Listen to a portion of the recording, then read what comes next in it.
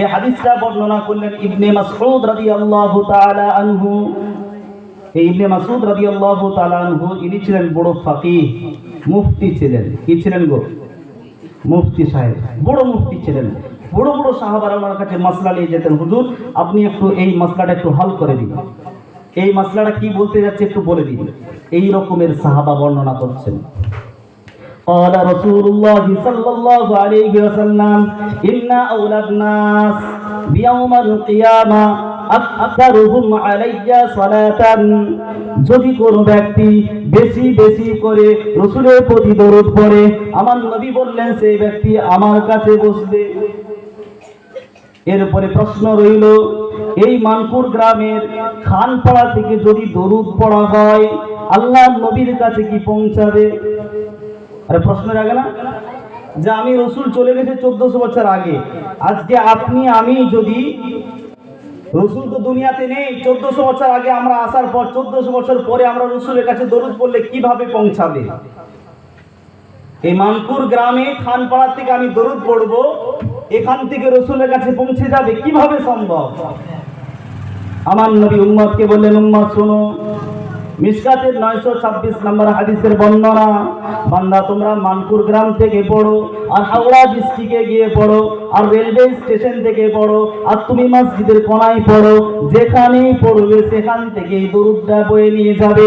মিশকাতের 926 নম্বর হাদিসের বর্ণনায় ইবনে মাসউদ রাদিয়াল্লাহু তাআলা আনহু বললেন, আল্লাহ রাসূল সাল্লাল্লাহু আলাইহি সাল্লাম জানালেন, ইন্না লিল্লাহি মালাইকাতান সাইয়াহিনা ফিল আরদি ইউবাল্লিগুনি মিন উম্মাতিস সালাম। ইন্না লিল্লাহি, নিশ্চয় আল্লাহ পাকের জন্য, মালাইকাতান, মালাইকা ফেরেশতারা, সাইয়াহিনা ফিল আরদ, জমিনের মধ্যে ঘোরাঘুরি করে। কে নামাজ পড়ে না দেখার জন্য বললো না, কে রোজা রাখলো না দেখার জন্য বললেন না, কোন ব্যক্তি জিনা করছে দেখার জন্য আল্লাহর নবী বললেন না। কি জন্য? ইউবাল্লিগুনি, আমি রসুল আমার কাছে পৌঁছে দেওয়ার জন্য। কি পৌঁছে দেবে? মিন উম্মাতিস সালাম, সালাম পৌঁছে দেবে। আজকে দেখবেন আমরা সালাম দিলে, রসুলকে সালাম দেওয়ার লোকের সংখ্যা অনেকেই কমে গেছে, না ভুল বলছি?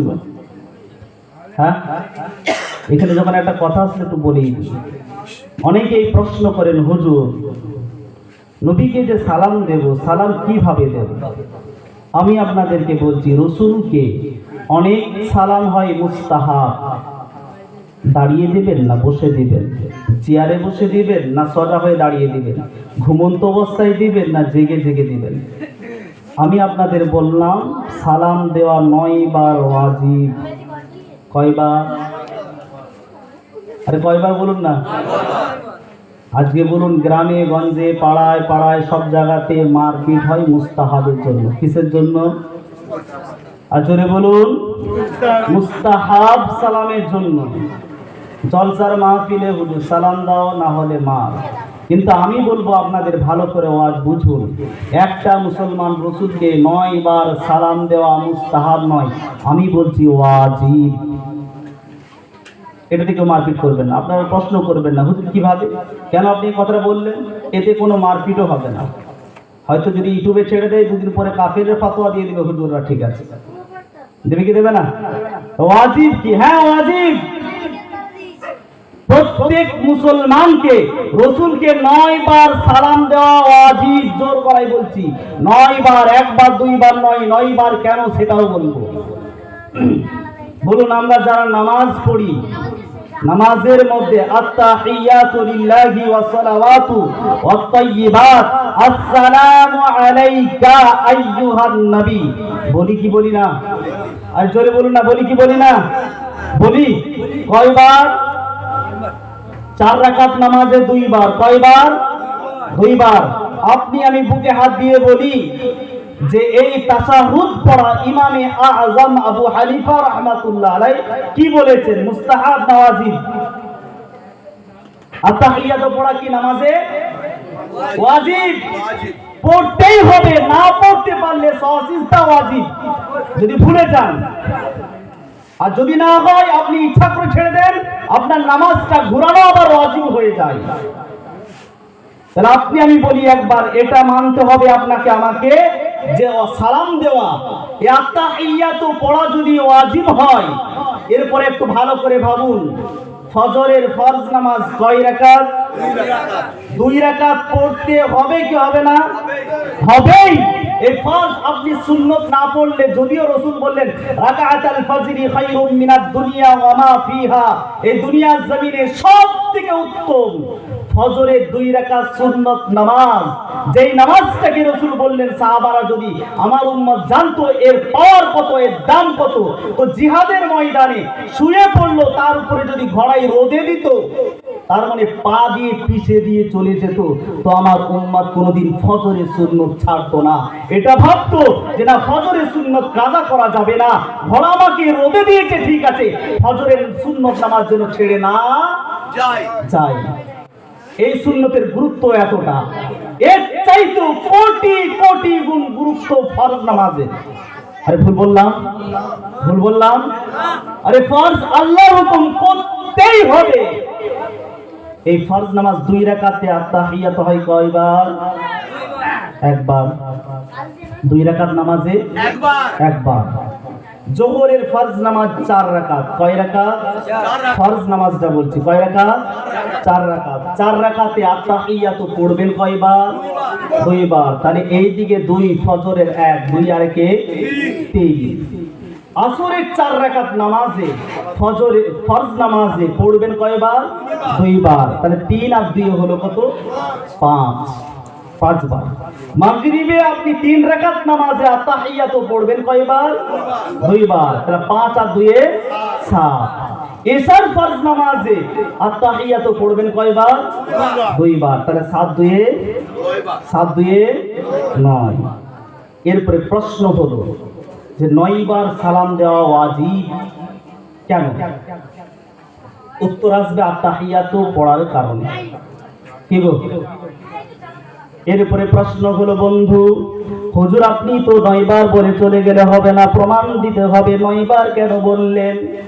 ইসলাম কোনো গলা আওয়াজ দিয়ে ওয়াজ করার নাম নয়, ইসলাম কোনো সুর দিয়ে ওয়াজ করার নাম ইসলাম নয়। ইসলাম হলো যত ভিতরে প্রবেশ করবেন ততই ইসলামকে খুঁজে পাবেন। আমি আপনাদেরকে আজকে একটু ভিতরে প্রবেশ করাই। 9 বার সালাম দেওয়া ওয়াজিব। আমার আল্লাহ নবীকে কেন 9 বার সালাম দিবেন? নবীকে 9 বার সালাম দেওয়ার কারণ কি? আমার আল্লাহ পাক রব্বুল আলামিন বললেন, বান্দা শোনো, নামাজটাকে আমি আল্লাহ রোজাতে ফরজ করেছিলাম। আসমানে বসে বসে আমি আল্লাহ জিবরিলের মাধ্যমে নবীর কাছে ওহী পাঠালাম, আমার হাবিবকে গিয়ে বলে দাও যে তোমার উম্মতের প্রতি রোজা ফরজ। যাকাতের যখন হুকুম আসলো, আমি আল্লাহ পাক আসমান থেকে বসে বসে জিবরিলের মাধ্যমে বলে দিলাম, যাও আমার হাবিবকে গিয়ে বলে আসো।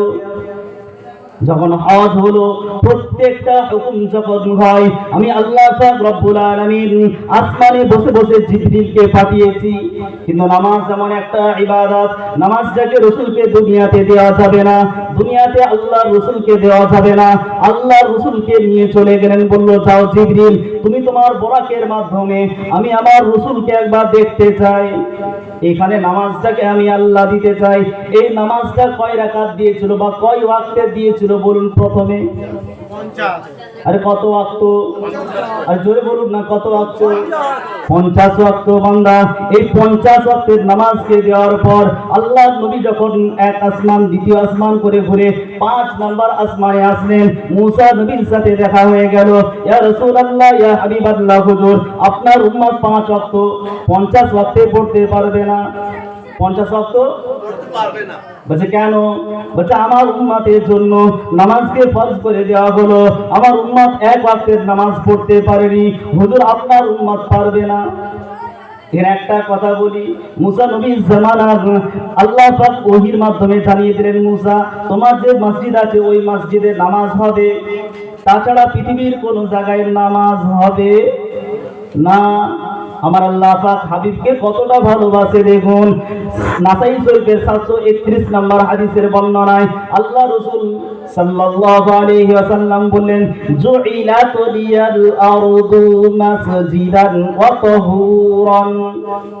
আইনামা আদরাকা রাজুলুন মিন সাল্লা। আল্লাহ রাসূলের জন্য অফার দিলেন, এই দুনিয়াটাকে আল্লাহ পাক রব্বুল আলামিন জমিনটাকে মসজিদ বানিয়ে দিলেন। জোরে বলুন না সুবহানাল্লাহ। আর কি বানিয়েছে? আর জোরে বলুন না, কি বানিয়েছে? মসজিদ। বান্দা তুমি আমি যদি যতই অপবাদ দিই, আল্লাহ নামাজ পড়ার সময় হয় না, মসজিদে যেতে পারলাম না, আল্লাহ বলবে আমি আমার হাবিবকে এই ফ্যাসিলিটি দিয়েছিলাম, জুইলাত লিয়াল আরদু মাসজিদান। এটা কাকে দিয়েছে? নবীকে দিয়েছে। আর আমার নবীকে, অন্যান্য নবীকে নয়।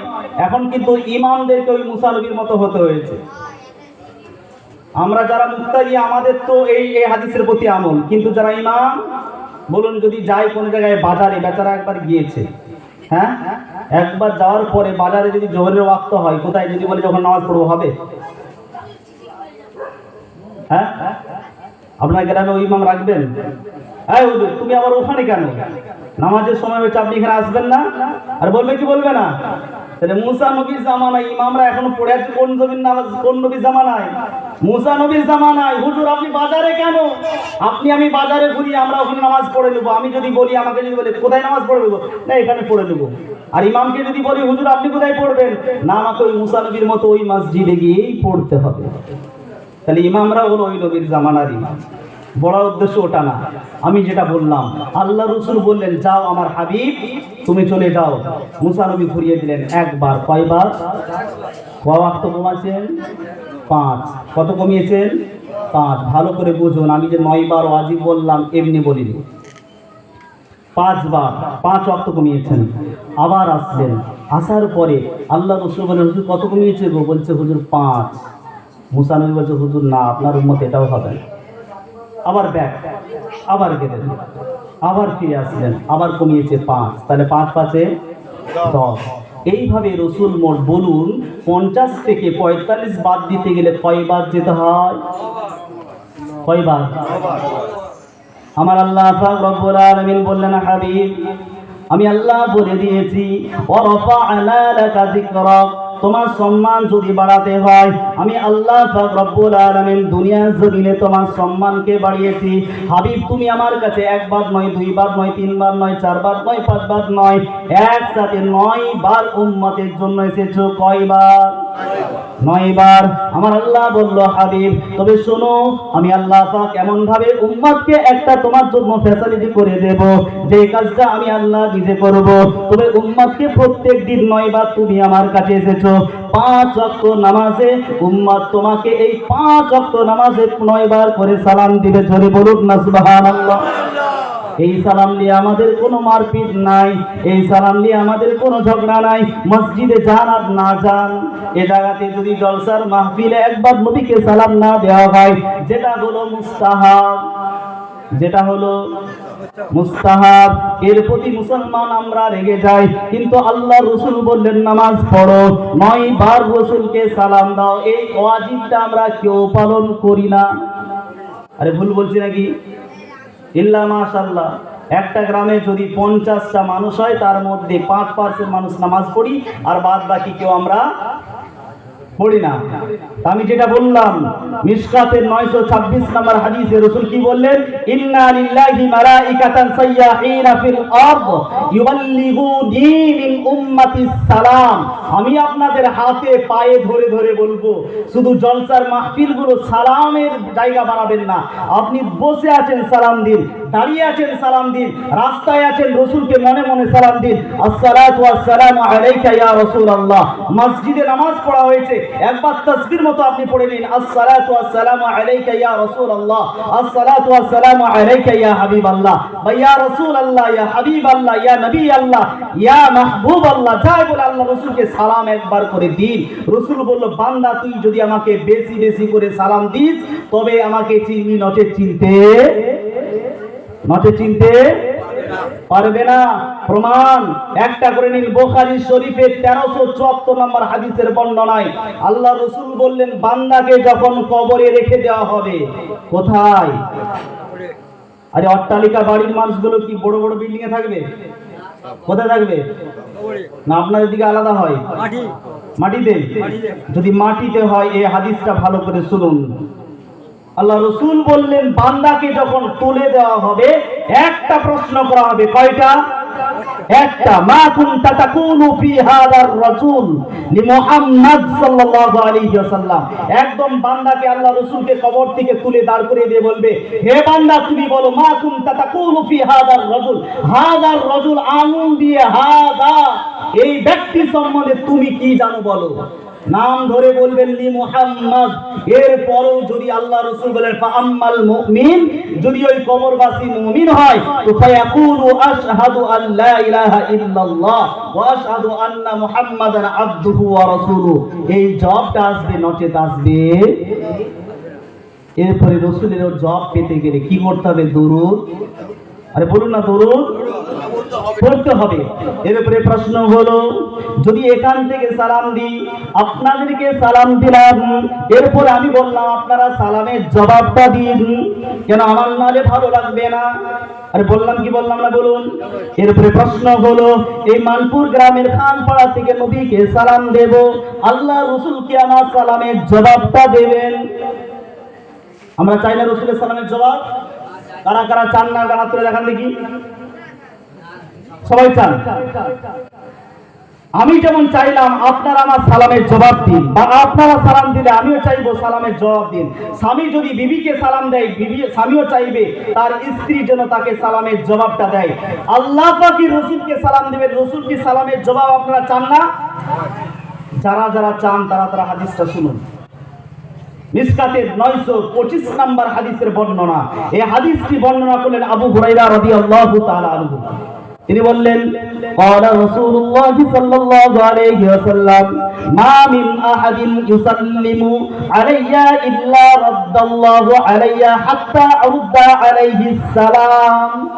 যদি কোনো বান্দা নবীকে একবার সালাম দেয়, আল্লাহর নবী বললেন আমি যতক্ষণ না পর্যন্ত ওই বান্দার সালামের জবাবটা দিই, আমার আল্লাহ পাক ততক্ষণ পর্যন্ত রূহটাকে ঠান্ডা করে না। জোরে বলুন। আরে রাসূল সালামের জবাব দিয়ে ভালো লাগছে না আপনাদের? আপনাদেরকে আমি হাদিস শোনাচ্ছি, যায়ীফ নয়, সহিহ হাদিস। আল্লাহর রাসূল বলেন, মা মিন আহাদিন ইউসাল্লিমু আলাইয়া ইল্লা রাদ্দাল্লাহু আলাইয়া হাত্তা আরুদ্দা আলাইহিস সালাম। যদি কোনো মুমিন মুসলমান আমাকে সালাম দেয়, আমি রাসূল বললাম তার সালামের জবাব আমি রাসূল কবর মুবারক থেকে দিতে থাকি, আমার রওজা মুবারক থেকে। জোরে বলুন না সুবহানাল্লাহ। তাই আপনি আমি সালাম দেব, রাসূল সালামের জবাব দিবে না, এটা হতে পারে না। এরপরে রাসূল বললেন যে এই জায়গা একদম নির্দিষ্ট করে মানকর, একদম মানকর গ্রামের থেকে আপনাদের এই জায়গা থেকে সালাম দিবেন, এইখান থেকে দিবেন। রাসূল শুনবে, অবশ্যই শুনবে। মিসকাতের 927 নম্বর হাদিসের বর্ণনায় আবু হুরায়রা রাদিয়াল্লাহু তাআলা আনহু বললেন, আল্লাহ রাসূল বলেন, লা তাজআলু বুয়ুতাকুম কুবুরা। তোমরা তোমাদের ঘরটাকে কবরস্থান বানিয়ে দিও না। কি বানাও না? আরে জোরে বলুন, কি বানাও না? কবরস্থান বানিয়ে দিও না। আল্লাহ রাসূল নিজে বলছেন লা, না। তাজআলু জাআলা ইয়াজআলু জাআলান, এটার মানে হচ্ছে বানানো। লা তাজআলু বুয়ুতাকুম, বাইতুন মানে ঘর, বুয়ুতাকুম তোমাদের ঘর। কুবুর, কবর মানে একটা কবর, কুবুর মানে অনেকগুলো কবর। তার মানে গ্রামে যতগুলো, আল্লাহ রাসূল জানতেন যে নামাজীদের সংখ্যা বেনামাজির সংখ্যা কম হবে। কি গো? বেনামাজিদের সংখ্যা কম হবে। এই জন্য রাসূল বহু বচন দিয়ে বান্দাদেরকে বুঝাতে চাইলেন, লা তাজআলু বুয়ুতাকুম কুবুরা, তোমরা তোমাদের ঘরটাকে কবরস্থান বানিয়ে দিও না।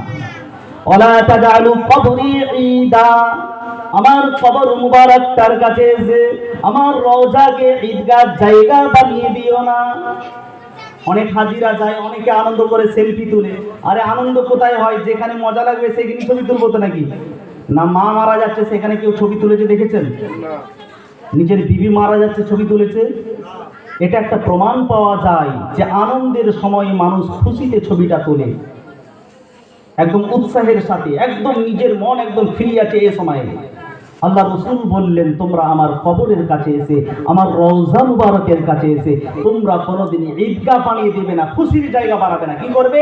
সল্লু, দরুদ পড়ো। কেন? ফাইন্না সালাতাকুম, কেননা তোমাদের দরুদটা তাবলুগুনি, পৌঁছানো হয়, হাইসু কুনতুম, যেখান থেকেই পড়ো। দূরে বলুন না সুবহানাল্লাহ।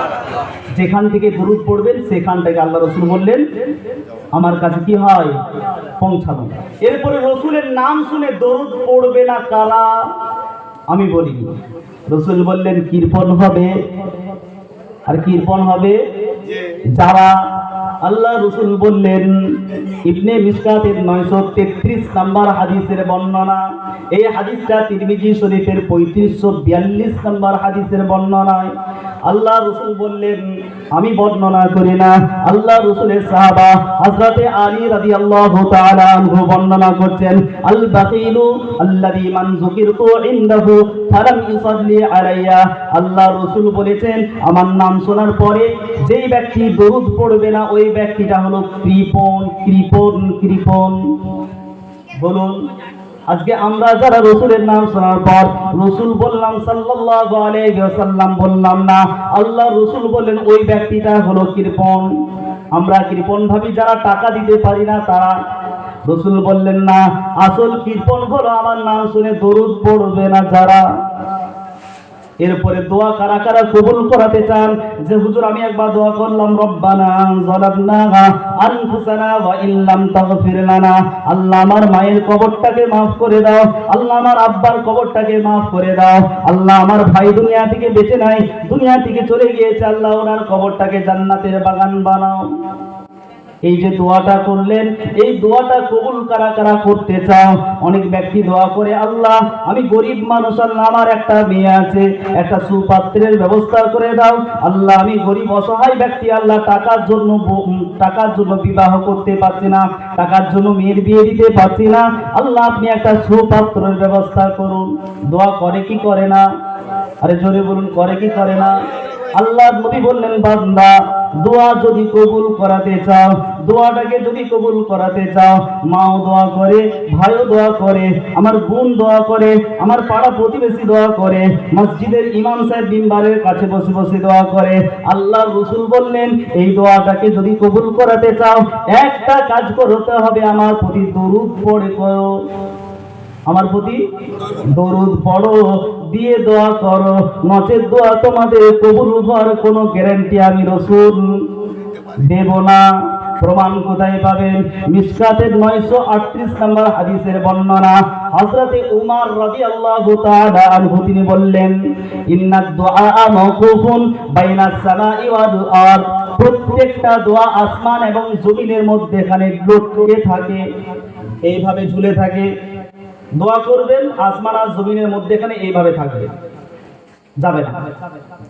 লা ইয়াসআদু মিনহু শাইউন হাত্তা তুসাল্লি আলা নাবিয়্যিক, যতক্ষণ না পর্যন্ত নবীর নামে দরুদ পড়া হবে, রাসূলের দরুদ না পড়া হবে, দোয়া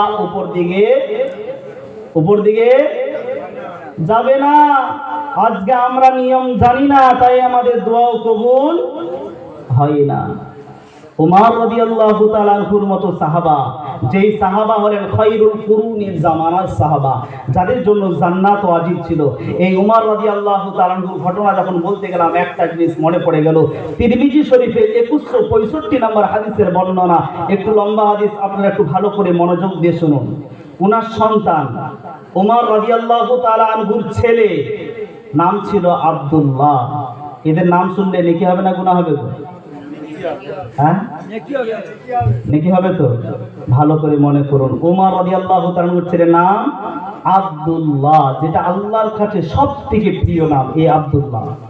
ইনি বললেন, খাতাবানা উমর বিল জাবিয়া, উমর রাদিয়াল্লাহু তাআলা আনহু মদিনা এবং সিরিয়া ইয়ামানের যে রাস্তা ছিল এর মধ্যেখানে একটা জায়গার নাম হচ্ছে জাবিয়া। এই জাবিয়া নামক জায়গায় দাঁড়িয়ে দাঁড়িয়ে আল্লাহর রাসূল আমাদের সামনে বক্তব্য দিচ্ছিলেন। তো উমর রাদিয়াল্লাহু তাআলা আনহু বক্তব্য দেওয়ার সময় তিনি বললেন ফাকালা ইয়া আইয়ুহান নাস, হে মানুষরা শোনো, ইন্নী নিশ্চয়ই আমি দাঁড়িয়েছি ফিকুম তোমাদের মধ্যেখানে। কেমন ভাবে? কামাকামি রাসূলুল্লাহি সাল্লাল্লাহু আলাইহি ওয়াসাল্লাম, ঠিক যেমন ভাবে রাসূল যখন পৃথিবীর জমিনে আমাদের সামনে হায়াতে ছিলেন, ঠিক যে জায়গায় দাঁড়িয়ে বক্তব্য দিয়েছিলেন, ঠিক ও জায়গায় দাঁড়িয়ে দাঁড়িয়ে আমি তোমাদেরকে বক্তব্য শোনাচ্ছি। জোরে বলুন না সুবহানাল্লাহ।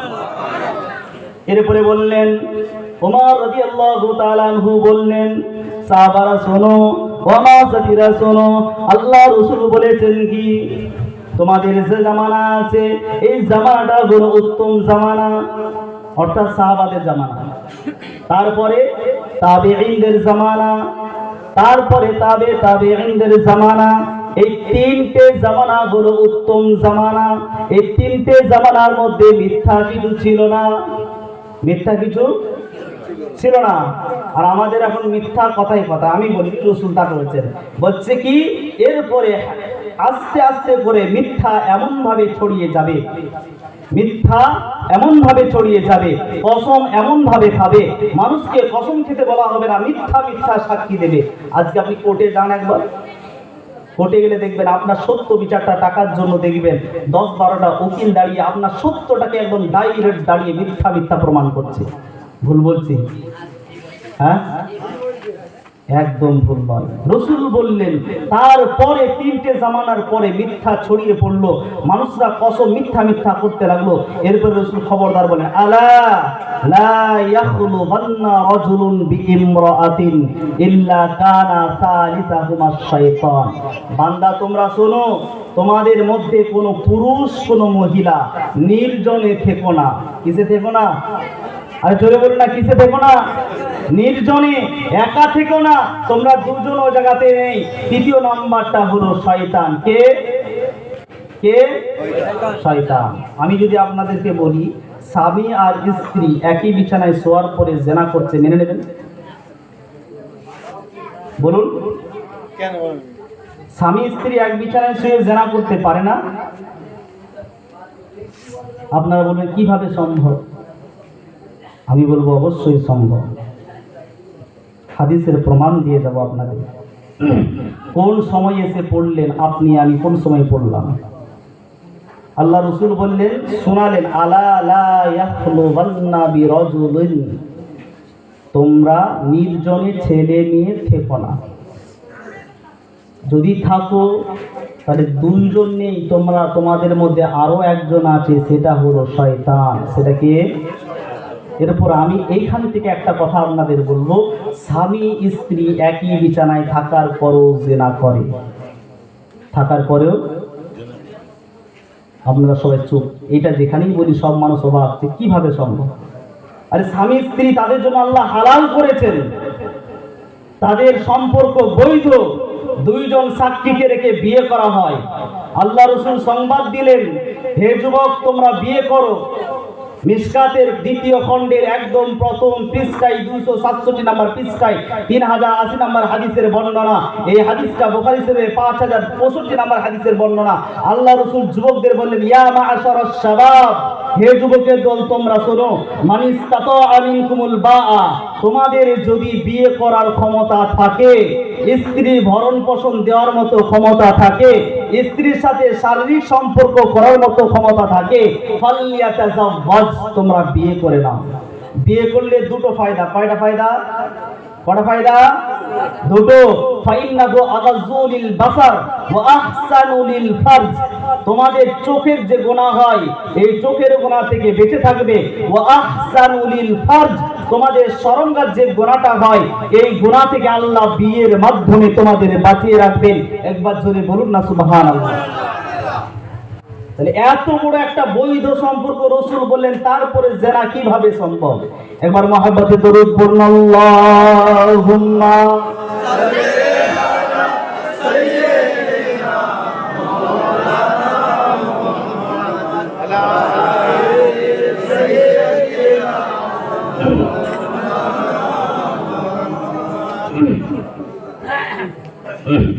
তাহলে আমি যে কথাটা বললাম একটু ভালো করে শুনুন। একই বিছানায় থেকে, লজ্জা করে একই বিছানায় থাকার পরও জিনা করবে, একটু আমরা ভালো করে ভাবি। আমার মা বোন যারা আমরা শুনছি, এই হাদিসটা একটু ভালো করে শুনুন। সহিহ বুখারী 6612 নম্বর হাদিসের বর্ণনা। এই হাদিসটি বর্ণনা করছেন ইবনে আব্বাস রাদিয়াল্লাহু তাআলা আনহু। ইবনে আব্বাস রাদিয়াল্লাহু তাআলা আনহু বর্ণনা করার সময় বললেন, কোরআনে একটা শব্দ আছে লামাম।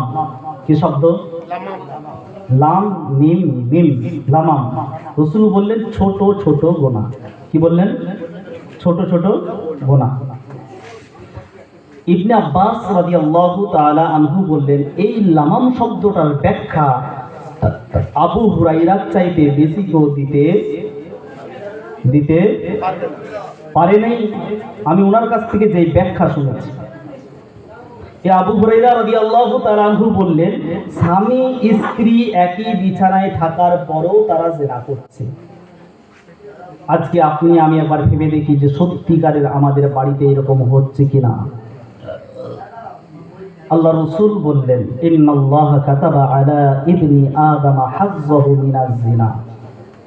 নিশ্চয়ই আদম সন্তান রূপে যারা দুনিয়াতে এসেছে, চাই সেটা নারী হোক, চাই সেটা পুরুষ হোক, চাই সেটা অন্য কোনো দুটোর মধ্যখানে হোক না কেন, না পুরুষ না মহিলা, এরা যদি দুনিয়াতে এসে থাকে, তবে শোনো, হাজ্জাহু মিনাজ জিনা, এদের প্রত্যেকটা অঙ্গ প্রত্যঙ্গ জিনা করে। কি করে? তার মানে চোখ জিনা করে, কান জিনা করে, নাক জিনা করে, হাত জিনা করে, পা জিনা করে, পেট জিনা করে, পিঠ জিনা করে। এরপরে রাসূল কয়েকটা জিনিসকে তুলনা করলেন। কি? একটা, প্রথম নাম্বার বলেন চোখের জিনা। চোখের জিনা। আমি এটা আস্তে করে কেন বলছি, আল্লাহ রাসূল সাল্লাল্লাহু আলাইহি ওয়াসাল্লাম যখন কোনো গুরুত্ব কথা বলতেন, সেটাকে 3 বার রিপিট করতেন। কয়বার? 3 বার। এটা একটা গুরুত্ব পয়েন্ট জিনিস, আমরা একটু ভালো করে শুনি। আল্লাহ রাসূল সাল্লাল্লাহু আলাইহি ওয়াসাল্লাম বললেন, আদম সন্তানের প্রত্যেকটা, চাই মাওলানা, চাই মুফতি, চাই মুহাদ্দিস, চাই আল্লাহর ওলি। আরে আদম সন্তানের মধ্যে কি ওলিরা বাদ নাকি? হ্যাঁ, আমি বলিনি। বুখারী শরীফের 6612 নম্বর হাদিসে আল্লাহ রাসূল বলছেন, আমার কথা নয়। রাসূল বলেন, আদম সন্তান রূপে যদি কোনো ওলিও জন্ম নেন, কোনো সাহাবা জন্ম নেন, কোনো তাবিঈন জন্ম নেন, কোনো ইমাম বুখারীর মতো হাজার হাজার ইমাম জন্ম নিক না কেন, এদের প্রত্যেকটা অঙ্গ প্রত্যঙ্গ, আমি যদি বলি পীর সাহেব ভুল হবে। আল্লাহ রাসূল বললেন, আলেম তো জিনা করবে, মাওলানাও জিনা করবে, মুফতি হয়েও জিনা করবে, স্বামী স্ত্রী একই বিছানায় থাকার পরও জিনা করছে করছে করছে। এখন বর্তমান পরিস্থিতিতে আল্লাহ রাসূল বললেন, চোখের জিনা হলো আন-নাজার, দেখা। কি করা গো? আরে ভালো করে বুঝুন, কি করা? দেখা। যেটা আল্লাহ আমাদের জন্য হালাল করেননি, ওই জিনিসটাকে দেখলাম মানে ওই গুনাহটা হলো চোখের জিনা। কিসের জিনা? নাম্বার 2, ওয়াজিনাল লিসানি আল মানতিক, জবানের জিনা। কিসের জিনা? এই জিহ্বার জিনা হলো বলা। আল মানতিক, মানতিক মানে বলা। অন্তরের জিনা, আন-নাফসু তামান্না ওয়া তাশতাহি ওয়াল ফারজু ইউসাদ্দিকু আও ইউকাযযিবু। রাসূল বললেন, অন্তরের জিনা কোনো জিনিসকে দেখার পর, কথা বলার পর, শোনার পর মনে মনে হলো তার সাথে জিনা, নিজের লজ্জাস্থানটাকে তার সাথে মিলিত করা, চাই করুক চাই না করুক, এই ভাবা, এটা হলো অন্তরের জিনা। আজকে বলুন, একজন স্বামী আর একজন স্ত্রী একই বিছানায় ছিল, রাত্রি 11টা বেজে যাওয়ার পর স্ত্রী যখন ঘুমিয়ে গেল, একজন ছেলে কি করে? বিবির দিকে তাকিয়ে দেখে, বিবি যদি একবার ঘুমিয়ে যায়, নিজের মেয়ে, নিজের স্ত্রী থাকার পরও অপর মেয়ের সাথে ফোনে চ্যাট করে কি করে না বলুন? আরে কথা বলুন না, করে কি করে না? এটা হলো রাসূল বলল, হোয়াটসঅ্যাপে যদি কেউ মেসেঞ্জারে চ্যাট করো, কোনো মেয়ের সাথে যদি ভিডিও করে কথা বলো, রে যুবক শোনো, আল্লাহ রাসূলের হাদিস দ্বারা এটা প্রমাণ পাওয়া যায়, ওই ব্যক্তিটা চোখের জিনা করছে শুয়ে শুয়ে।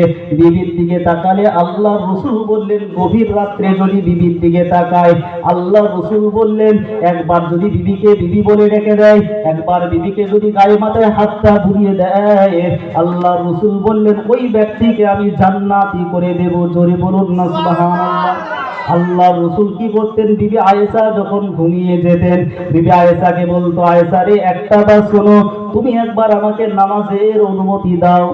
কিসের অনুমতি বলুন? আজকে এখন আমাদের সমাজে এতগুলো তালাক পড়ার কারণটা কি? ভালো করে ওয়াজটা বুঝুন। আল্লাহ রাসূল সাল্লাল্লাহু আলাইহি ওয়াসাল্লাম বিবি আয়েশার কাছে এসে বলতেন, বিবি রে আমাকে একটু নামাজের অনুমতি দাও, আমি আল্লাহ রাসূলের কাছে গিয়ে আমি আল্লাহর কাছে একটা সিজদা করব।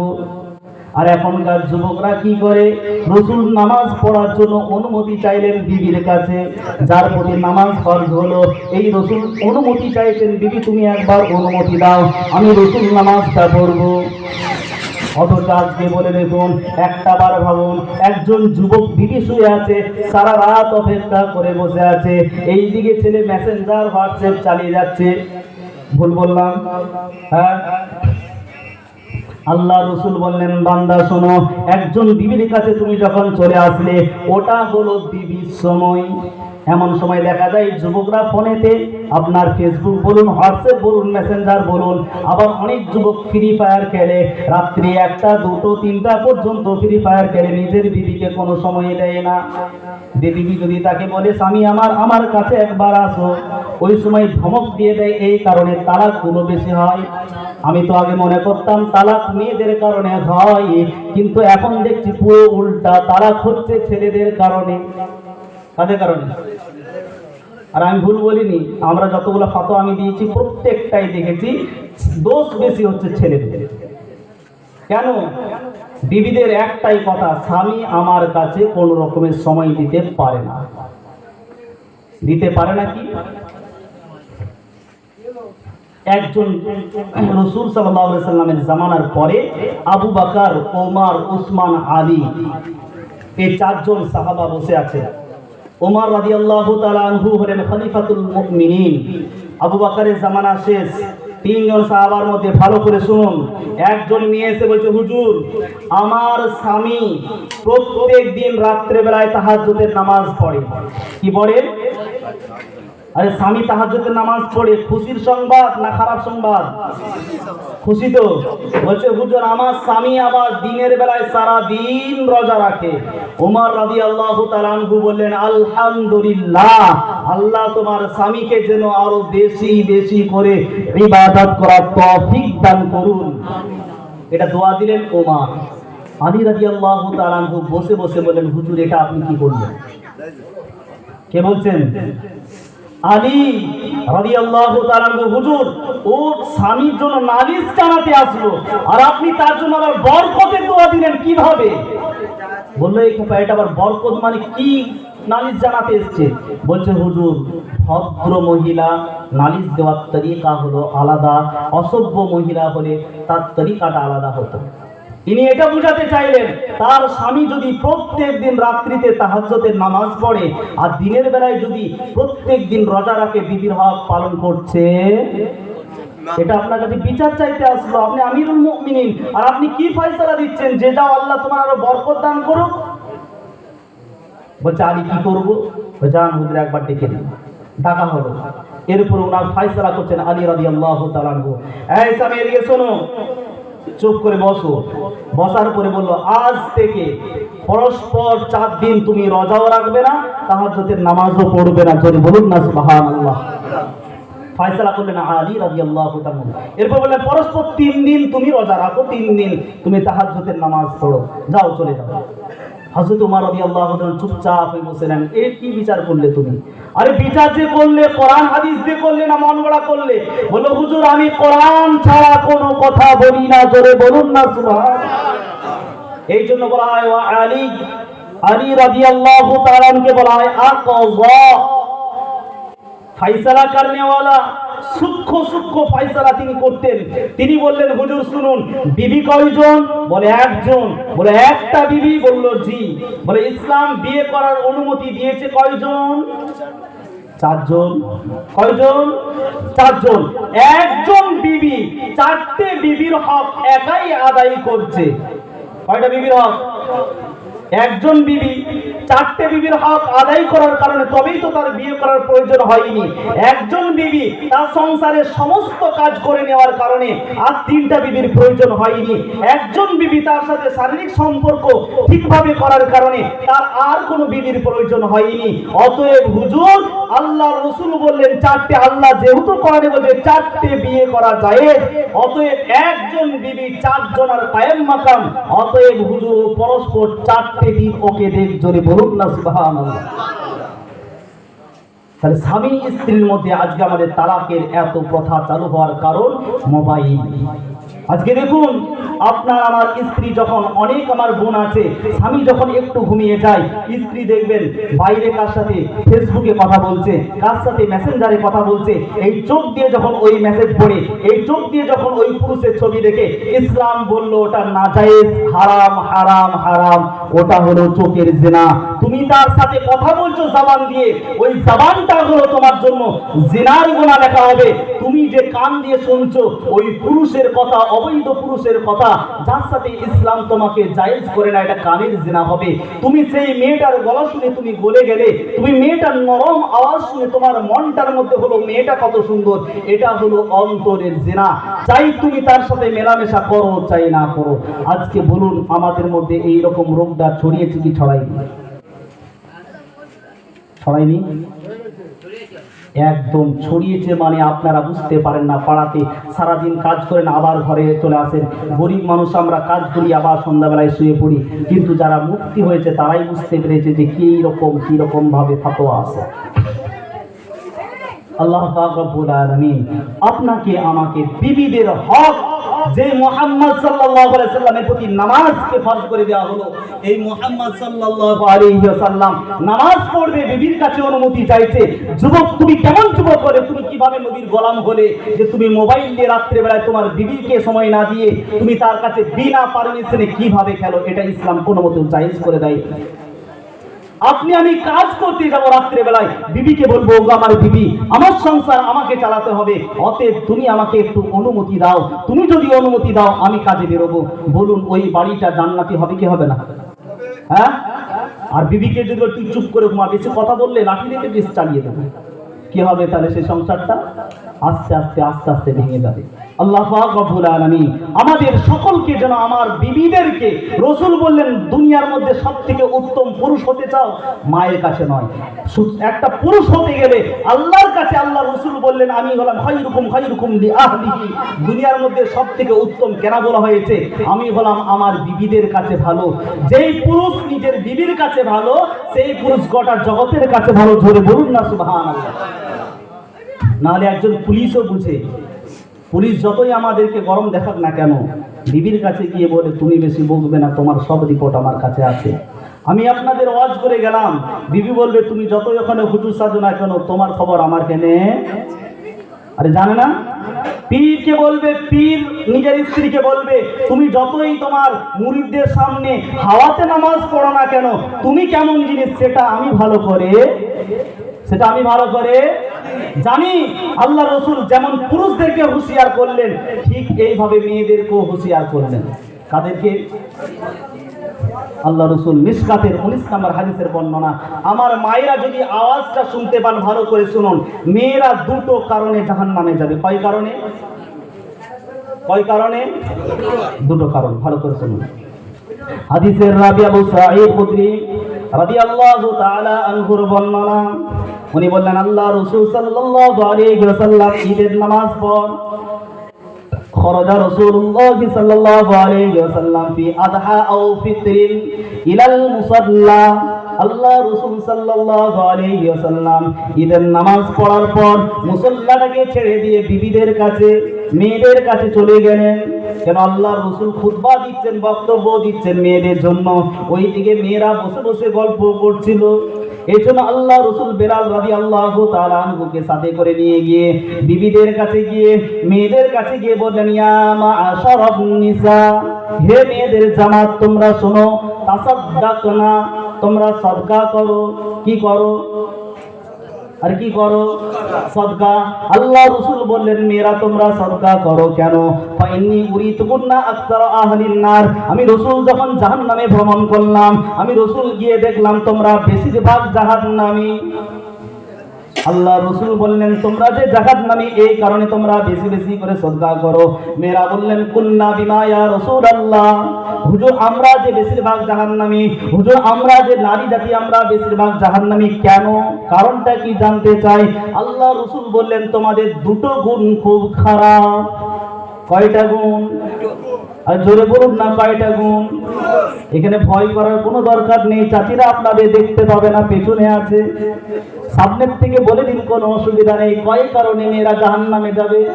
দুই কারণে জাহান্নামে যাবে। আল্লাহ রাসূল বলেন ক্বালা তুকসিরনাল লা'না ওয়া তাকফুরনাল আশীরা। নাম্বার একটা হলো এই মহিলা নিজের স্বামীদেরকে বেশিরভাগ কথায় কথায় এদের সাথে নাফরমানি করে। নাম্বার দুই হলো এরা কি করে? কথায় কথায় অভিশাপ দেয়, বদদোয়া দেয়। আল্লাহ রাসূল বললেন মা তোমাদের মধ্যে এই দুইটা গুণ হলো খুব খারাপ। চাই সেটা হিন্দু মহিলা হোক, চাই সেটা মুসলিম, চাই সেটা অন্য কোনো জাতের হোক না কেন, যে কোনো মহিলাকে আপনি দেখুন এরা কথায় কথায় বদদোয়া বেশি দেয়। কি দেয়? পুরুষরা যত না বদদোয়া দেয়, এরা তার চাইতে বেশি দেয়। আল্লাহ রাসূল বলেন প্রথম কারণ। দ্বিতীয় ওয়াতাকফুরনাল আশীরা। নাম্বার দুই, এরা স্বামীর নাফরমানি বেশি করে। কি করে গো? স্বামীর নাফরমানি করে। ভাই কেমন ভাবে? আল্লাহ রাসূল বললেন বান্দা তুমি দেখবে সহিহ বুখারীর 29 নম্বর হাদিসের বর্ণনায় আল্লাহ রাসূল বললেন মেয়েরা যে স্বামীর নাফরমানি করে কিভাবে। ইবনে আব্বাস রাদিয়াল্লাহু তাআলা আনহুকে বললেন ইবনে আব্বাস শোনো, বিবিদেরকে তুমি সারা জিন্দেগি ভালো খাওয়াও, ভালো পড়াও, ভালো জায়গা ঘুরিয়ে বেড়াও। আল্লাহ রাসূল বললেন যদি একটা দিন তাদের মনের ইচ্ছা পূরণ করতে না পারো, ঈদের দিনে বেনারসি শাড়িটা যদি দিতে না পারো, ঈদের দিনে সুন্দর খাবার যদি দিতে না পারো, একবার চিকিৎসা করাতে ডাক্তারের টাকা যদি দিতে না পারো, বিবি তখন বলে তোমার সাথে বিয়ে করে আমার জীবনটাই শেষ হয়ে গেল। বলে কি বলে না? হ্যাঁ, বলে যা করছে ডাক্তার যদি দেখায়, মায়েরা দেখায়, যা করি আমার বড় ভাই দেখে, তোমার সাথে বিয়ে হয়ে আমার জিন্দেগিটা শেষ। তোমার কাছে এসে জিন্দেগিতে একটা সুন্দর শাড়ি পরলাম না, একটা সুন্দর শাড়ি পেলাম না, একটা সুন্দর খাবারও পেলাম না। আল্লাহ রাসূল বলল একটা ভুলের কারণে সারা জিন্দেগি তুলনা দেবে মেয়েরা। এই জন্য মেয়েরা স্বামীর নাফরমানি করার কারণে ওই মেয়েগুলোকে আমি রাসূল বেশিরভাগ দেখে এলাম জাহান্নামে। এই জন্য আমার মাদেরকে হাদিসটা একটু শোনাবেন যে মা, আরে বিবি তো পরে, আগে আমি দেখবো এটা আমার মা, এটা আমার মা। বিবি যদি বাপের ঘরে টাকা না দেয় রাগ থাকতে পারে, কিন্তু মায়ের প্রতি রাগ, আরে মায়ের প্রতি রাগ কারো আছে? কারো একজন বলুন যে আমার মায়ের প্রতি রাগ আছে? না। নিজের বোনের প্রতি রাগ আছে? না। কিন্তু এমন ঘটনা পাওয়া যায় বইয়ের প্রতি রাগ আছে। কেন? বইয়ের ঘর থেকে, শাশুড়ি ঘর থেকে টাকাটা যদি মোটা অঙ্কে না আসে তখন রাগ হয়। এটা কিন্তু কেউ অস্বীকার করতে আমরা পারবো না। যদিও আপনি আমি করি না, কিন্তু আমার মতো হাজার ছেলে, আপনার আমার মতো এরকম ছেলে বাড়ি বাড়ি ঘুরে বেড়ায়, বউকে পিটাচ্ছে, মারছে, কেন? টাকার জন্য। এটা আমার বলার উদ্দেশ্য নয়, শুধু এই নিয়তে বলবেন না জানি আমার মা যেন ওই আওতার মধ্যে না পড়ে যায়, না জানি আমার মা আমার বাপের সাথে বেয়াদবি না করে দেয়, না জানি আমার বোনটা নিজের দুলাভাইয়ের সাথে বেয়াদবি না করে। আমার বোনকে শিক্ষা দেব, বোন তুমি জিন্দেগিতে এইরকম কাজ করবে না। দুটো গুণ আমি রসুলের মুখ থেকে, রসুলের হাদিস শুনলাম, আল্লাহ রসুল বলছে কথায় কথায় বদদোয়া দেওয়া যাবে না, আর কথায় কথায় নিজের স্বামীর সাথে নাফরমানি করা যাবে। এটা শোনাবেন তো নাকি? এরপরে প্রশ্ন একটা রইল, বলুন স্বামীর নাফরমানি করা গুনাহে কাবিরা, গুনাহে কাবিরা, আর কাউকে বদদোয়া দেওয়া, অভিশাপ দেওয়া, এটাও গুনাহে কাবিরা। তার গুনাহে কাবিরা যদি হয়ে থাকে আল্লাহ রসুল সদকা কেন করতে বললেন? প্রশ্ন জাগেনি আপনাদের? যে গুনাহে কাবিরা হলো তা তওবা করতে বললেন না। রাসূল বললেন না মেয়ে তোমরা কথায় কথায় বদদোয়া করো, তোমরা তওবা করো। কেন তওবা? আল্লাহ রাসূল বলেন আত-তাইবু মিনাজ যামবি কামান লা যামবা লা। ইবনে মাজাহ 4250 নম্বর হাদিসের বর্ণনায় রাসূল বললেন যে ব্যক্তি তওবা করলো তার জন্য কোনো গুনাহই নাই। জোরে বলুন না সুবহানাল্লাহ। তাহলে নারী তুমি তোমার স্বামীর নাফরমানি করলে রাসূল কেন বলল না তুমি তওবা করো? সদকা কেন করতে বললেন? সদকার পাওয়ার কত? এই হাদিস বুঝতে গেলে, সদকা বুঝতে গেলে আমাকে আপনাকে চলে যেতে হবে মিশকাতের 172 নম্বর পৃষ্ঠায় একদম 1923 নম্বর হাদিসের বর্ণনায় আল্লাহ রাসূল বললেন, এই সদকা কেন মেয়েদের করতে বললেন? জাহান্নামে যে মেয়েরা যাবে সদকা কেন করবে? রাসূল তওবা করতে বলতে পারতেন তো নাকি? যে গুনার কাজ, গুনাহগুলো তুমি তোমার স্বামীর নাফরমানি করলে কেন সদকা করতে বললো? চলুন ইবনে আব্বাস রাদিয়াল্লাহু তাআলা বর্ণনা